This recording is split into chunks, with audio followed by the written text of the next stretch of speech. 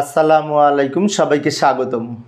আজকে আমি HSC ICT বিষয়ের যে 103 সংখ্যাটি 10 ভিত্তিক দশমিক সংখ্যা, তো এই দশমিক সংখ্যাটাকে 7 ভিত্তিক সংখ্যায় কীভাবে রূপান্তর করা যায় তা আলোচনা করব। তো দশমিক সংখ্যাকে আমরা যেমন বাইনারিতে রূপান্তরের সময় কী করেছিলাম মনে আছে? বাইনারি সংখ্যার বেস 2 দ্বারা ভাগ করেছি। আবার দশমিক সংখ্যাকে অক্টালে রূপান্তর করার সময় অক্টাল সংখ্যার বেস 8 দ্বারা বারবার ভাগ করেছি।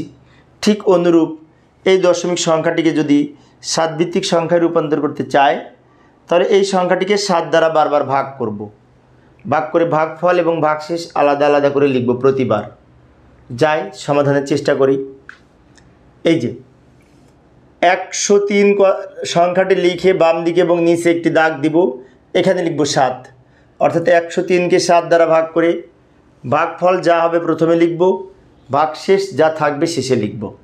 এখন 103কে আমরা ভাগ করে নিতে পারি ডান দিকে, জায়গা আছে তো, এই যে এখানে ভাগ করে নিলাম। 103কে 7 দ্বারা ভাগ করে ভাগফল পেলাম 14, ভাগশেষ পেয়েছি 5। তো নিয়ম অনুযায়ী এই 14 প্রথমে লিখব, আর এই যে ভাগশেষ 5 থাকছে ওই 5 শেষে লিখব।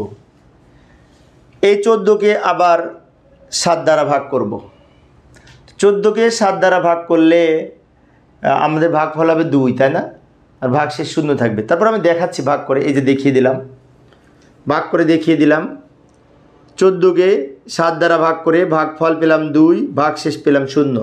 তো এই 2 প্রথমে লিখব, আর এই যে ভাগশেষ 0 পেয়েছি ওটা শেষে লিখব।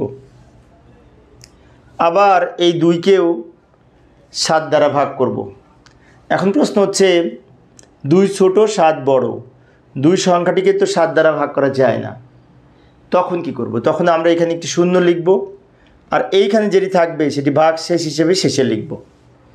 এবার এই ভাগশেষগুলি যদি নিচ থেকে উপরের দিকে সাজিয়ে লিখি, তাহলে উত্তর হবে 205। এই যে আমি লিখে দিলাম, দ্রুত লিখে দিলাম সময় সেভ করার জন্য। এই যে এই সংখ্যাটা প্রশ্নে ছিল সমান 205।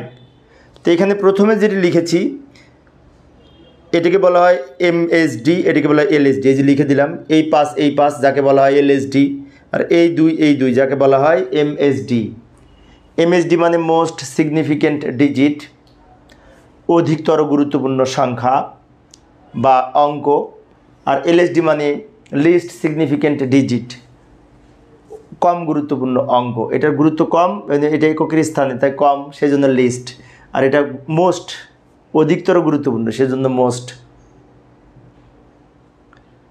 এইভাবে এই 7 ভিত্তিক সংখ্যায় রূপান্তর করতে পারি 10 ভিত্তিক বা দশমিক সংখ্যাকে 7 দ্বারা বারবার ভাগ করে।